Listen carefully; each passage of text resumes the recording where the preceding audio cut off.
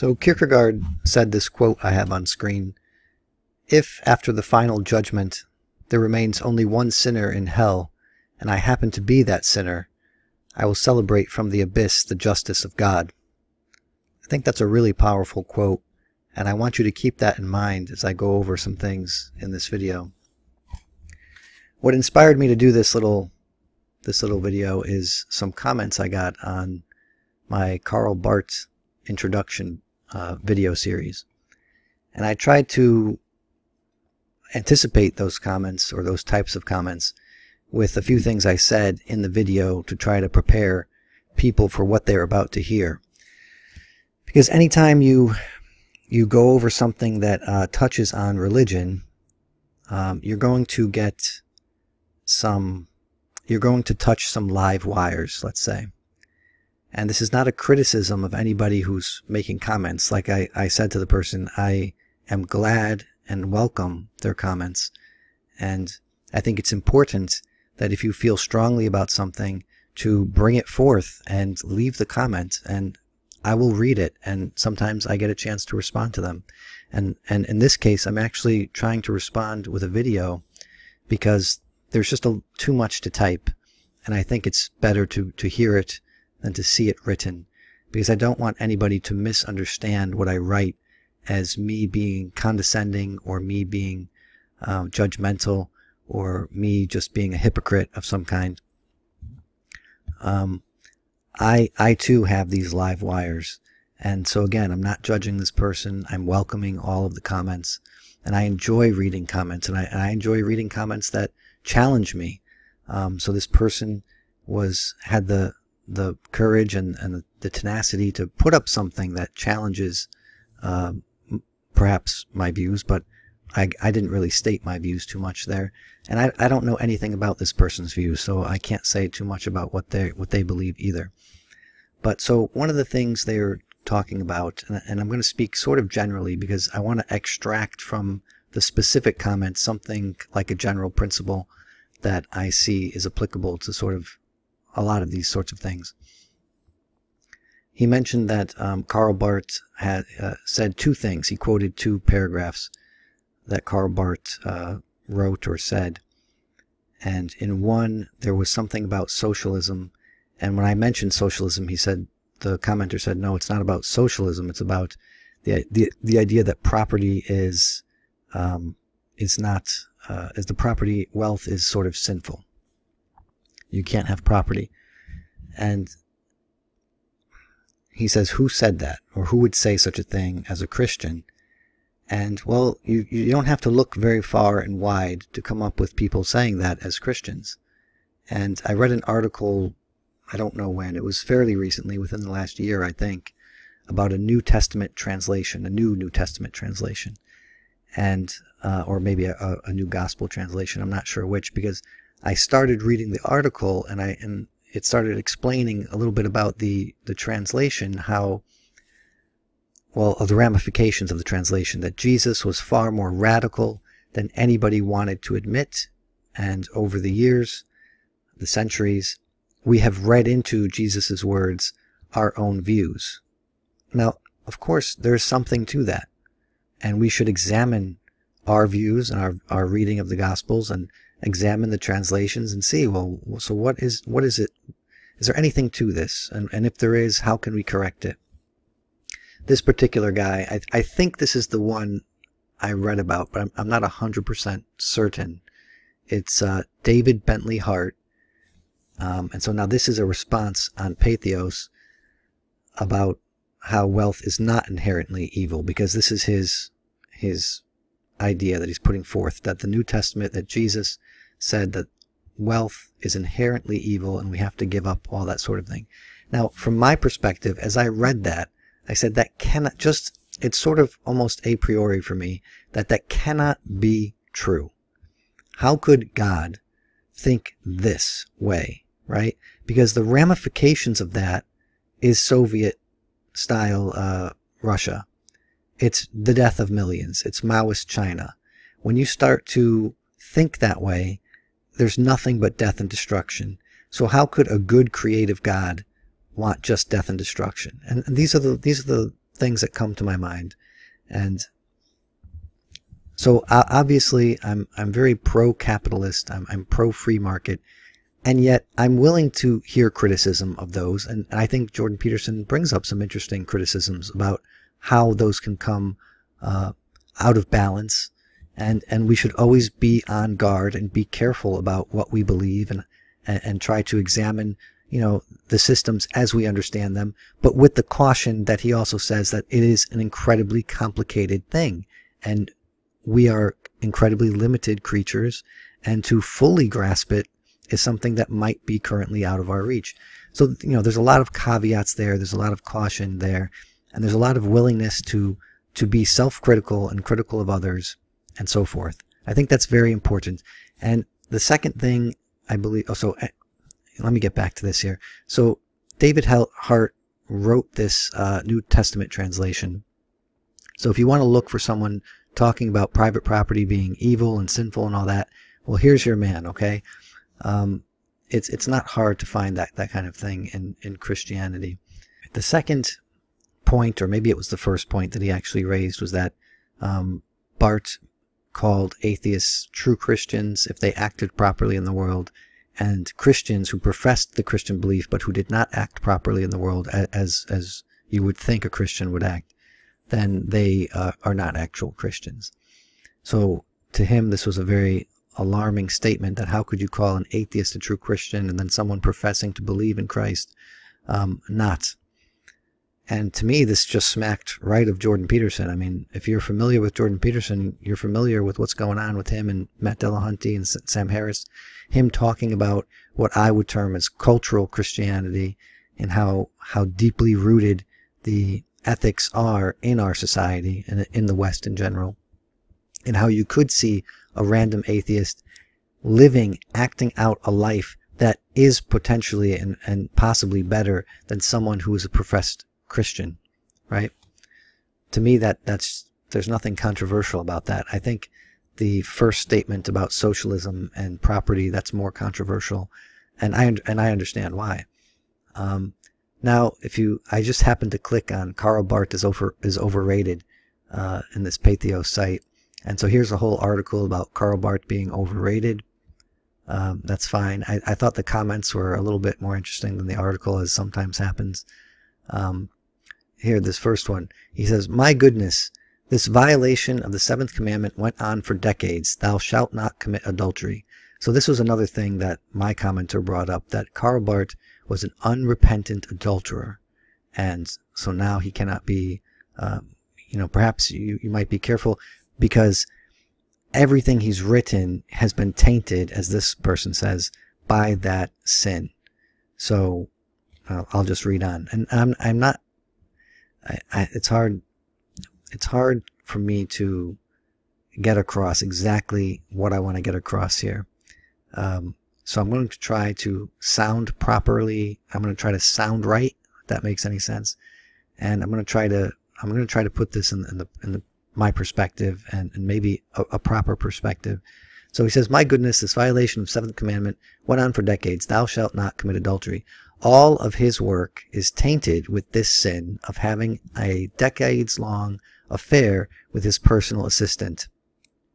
Since Karl Barth's works influenced thousands of people, he, quote, was held to a higher standard and went to the second death in 2015. See the article on his judgment, so forth and so forth. All right, so this sort of echoes what my commenter was saying, that you shouldn't look to Karl Barth for any kind of guidance about Christianity or Christian beliefs, because he was this kind of lifelong sinner. Well, my God. I have a tendency to have a fiery tongue, but let's just leave it at that. There's some other interesting comments here. Where is it here? Oh, this is interesting. So he quotes, I believe, the article here. Quote, "Luther is often derided for his attitude toward Judaism, and Calvin for the manner in which Geneva punished heretics under the civil law. Yet Barth's flaws do seem different, as he was well aware of the sinful nature of his situation. And so this person comments on that. Do you seriously mean to imply that Luther's anti-Semitism and Calvin's willingness to impose the death penalty for expressing beliefs contrary to his own are flaws of lesser severity, in some sense involving suitability to expound on Christian doctrine, than Barth's continuation of a love relationship outside of marriage? I'm sorry, but if it can be argued that Luther's and Calvin's faults were simply due to a lack of awareness on their part that they were being profoundly unchristian, for certain definitions of Christian, I'd want to say first that ignorance is no excuse in such cases, and second, that I'd much prefer a teacher whose behavior is guided by positive affection over one whose opinions are hateful and abusive. Well, you could argue this. You can go down the rabbit hole with that too. It just gives you some perspective. And the broader point, like I said, I want to try to pull out a general principle here. When you start to examine the works of great people, or anybody, right? Any Joe Schmo, anything they're doing, you're going to find that they do not align with your beliefs perfectly. So if you have a set of criteria for theology, for politics, for economics, let's just say those three things, and so you have a set of some different data points that you want people to be coherent on, you want them to match your own, that's fine. I understand that. I'm that way too. I'm looking for certain signals that they think like me, and maybe I think correctly. Maybe that's thinking too much of myself. Maybe I don't think correctly, so I have to adjust, right? But what you're going to find, if you're only looking, if you get too specific and you start to weed people out over, like for example, so Karl Barth was a theologian. I'm not too critical about his economics. He's not an economist. He did not go out to influence the world on economic issues. He was out there talking about the gospel, talking about theology, and he led with that. And how that trickles down into economics, that's up to the society to establish. It's up to the community. And like I said, I disagree with his vision of that, but he was no economic expert. Okay? Now when you're talking about theology, yes, he was very aware of what all that meant. And as a genius in that level, there was another interesting comment here. This is an interesting comment. God cannot reveal himself in the ordinary things of nature to the human subject. Quote from Barth, I guess. Because Barth was very much against natural theology, which is something I want to get into. So this person says, this says all anyone needs to know about Barth. The disconnect from reality is beyond even bothering reading him right here. Clearly, he has zero idea what he is talking about in context to the topic God, although that's never been a criteria for theology. There's a little dig there, some daggers. Clearly, David T. is much more profound, and he knows a lot more than Karl Barth. Yeah. So, where else here? This was a review I was reading about, just to make sure this is the same guy. I was thinking about David Bentley Hart's text. If you want to read The Atlantic, they have an interesting article about it. But again, I disagree with his translation, and I'm sure my commenter disagrees as well. And so my point about finding this, if you have too specific a criteria, what you're going to find out there in the world is only a reflection of yourself. And so ultimately, I just like to warn people. It's hard not to come across as talking down to people. I'm not trying to talk down to people, but when you have such criteria and you try to hold up this criteria to everybody you're looking into and you're listening to and you're reading, and you find some difference and then you discard them, and maybe you say, well, it's a significant difference. This is, I'm not going to read anything by Hitler, and so forth. You're going to only find an image of yourself You're going to find an image of yourself out there, and it's, I think, a highly narcissistic way to conduct yourself and research and reading and listening and all that kind of thing. The other thing about, like, okay, let's say Hitler is, we're gonna rule out Hitler. There's so many ways that, Barth did not use violence or the threat of force to convince anybody that his ideas were correct, right? So I think maybe profound philosophers can do more justice to this argument than I can. But right off the top of my head, and I'm not saying anybody argued this, I'm not trying to create a straw man here. I'm just talking out loud, thinking out loud. The reason why I might not choose to indulge a Hitler is because of the amount of the threat of force he used to conduct himself and to instantiate his ideas in the world. And the reason why I might go to someone like Barth, even though I do not agree with Barth on many things, but I still think there's something to learn there. And it's important to try to learn from people you disagree with, because it may be there that you're going to get that lesson can only be had from the person you disagree with. And if you never try to do that, you're never going to learn that lesson, and you're going to be kept out of a certain amount of knowledge that other people who are free to do that will have over you.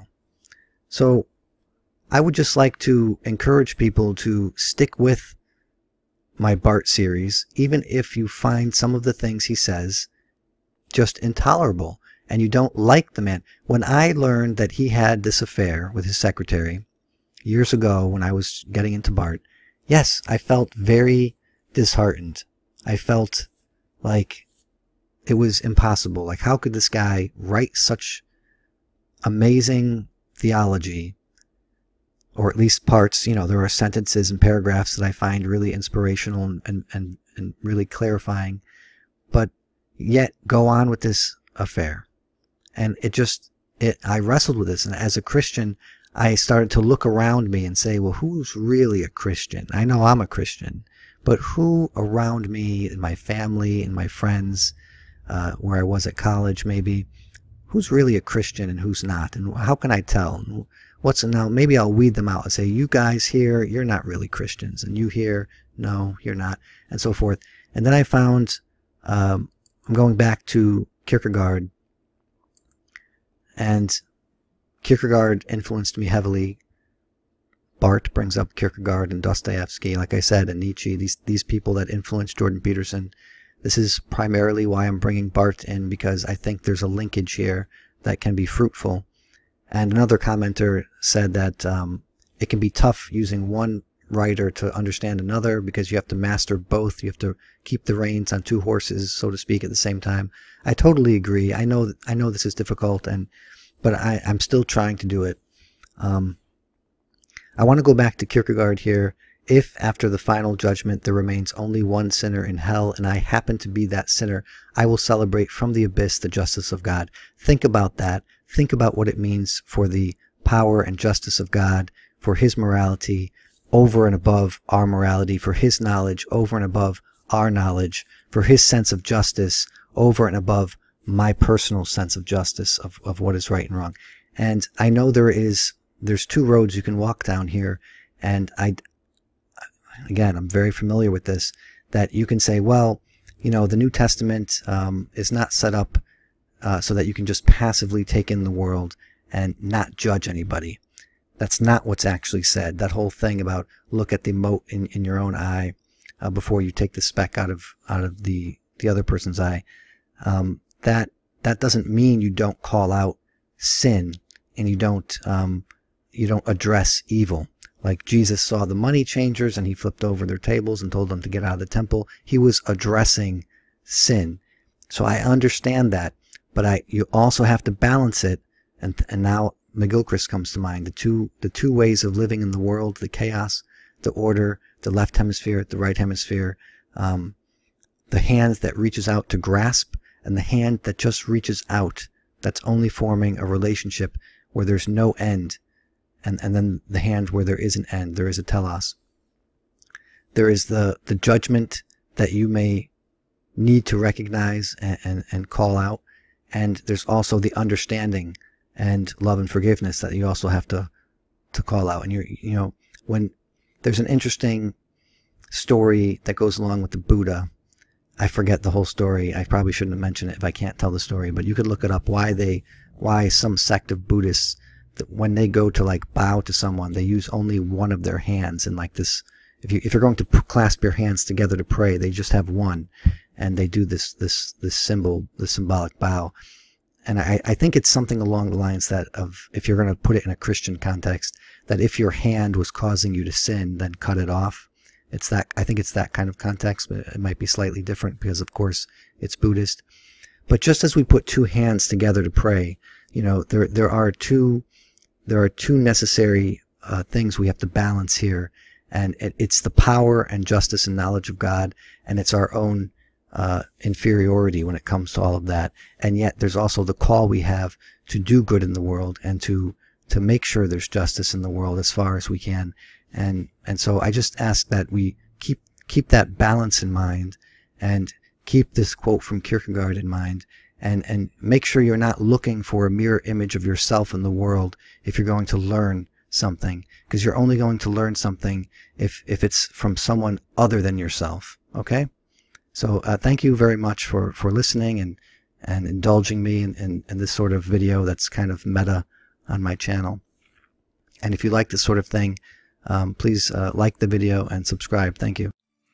Well, there's a guy who's got a little YouTube channel, and I've been sending a lot of people his way, Node in a Network, and he's basically been reading all of the stuff in the footnotes of Maps of Meaning, where we're also plugged in as like nodes on the network.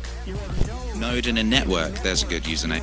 A node in a network. The wrong model, because you're at the center of a network. You're a node in a network.